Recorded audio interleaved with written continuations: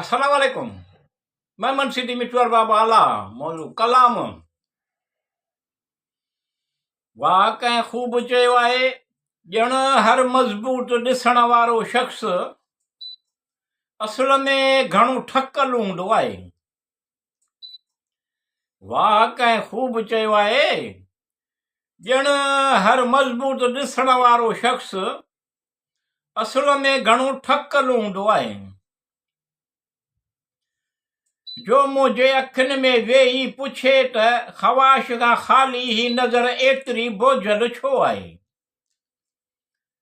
जो मुंहिंजे अखियुनि में वेही पुछे त ख़वाश खां ख़ाली ही नज़र एतिरी बोझल छो आहे। मूंखे उहो खपे मुंहिंजे अखियुनि मां ख़ामोश ॻोढ़नि जो तर्जुमो ॼाणंदो हुजे शख़्स।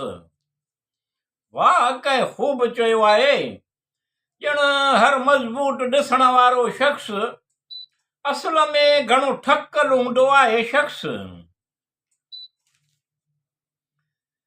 जो मुंहिंजे टुटल लफ़्ज़नि खां पहिरीं मुंहिंजो ठक पढ़ी वठे।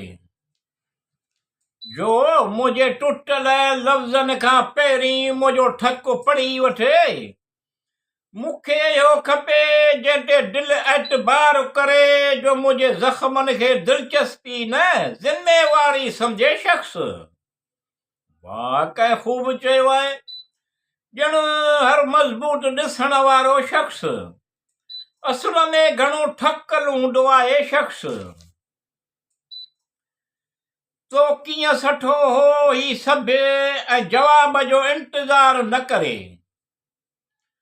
तो कीअं सठो हो ही सभु ऐं जवाब जो इंतज़ार न करे।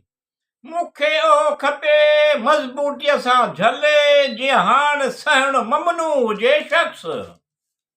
वाह कंहिं ख़ूब चयो आहे, ॼण हर मज़बूत ॾिसण वारो शख़्स असुल में घणो ठकल हूंदो आहे शख़्स। मुंहिंजे बिखरियल हालत में बि मुंहिंजो एहतराम करे। मुंहिंजी बिखरियल हालत में बि मुंहिंजो एहतराम करे। मूंखे उहो खपे जो ॼाणंदो हुजे त सभ खां मुश्किल जंगी मुस्कुराए खटणो आहे शख़्स। वाह कंहिं ख़ूब चयो आहे, ॼण हर मज़बूत ॾिसण वारो शख़्स असुल में घणो ठकल हूंदो आहे शख़्स। जो मुश्किल वक़्त में आस्ते आवाज़ करे ऐं मौजूदगी गहरी।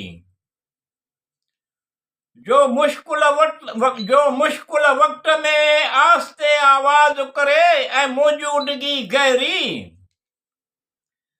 मूंखे इहो शख़्स खपे जेको मुंहिंजे माज़ीअ खां न डिॼे, न मूंखे उन ते शर्मदो करे, बल्कि मुंहिंजे ज़ख़्मनि ते हथ रखी चवे सभु सही आहे, ठीकु शख़्स।